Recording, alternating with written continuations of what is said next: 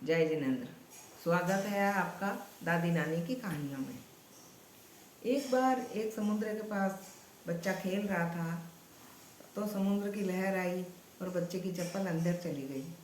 तो बच्चे ने रेत पे लिखा कि समुद्र चोर है। थोड़ी देर बाद देखते हैं कि एक लड़का मछलियाँ पकड़ रहा था। उसका मछुआरा का जाल मछलियों से भर गया तो उसने रेत पे लिखा था कि समुद्र मेरा पालनहार है। और कुछ देर बाद ही एक खेलता खेलता बच्चा समुद्र में बह गया।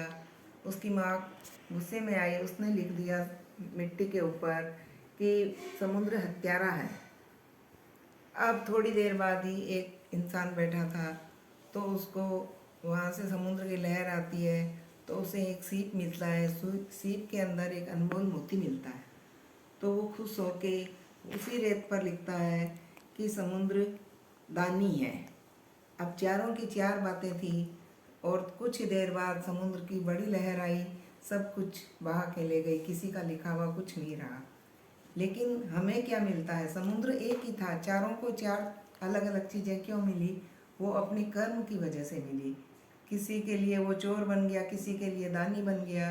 तो इसलिए हमें हमेशा अपने कर्म के ऊपर विश्वास रखना चाहिए।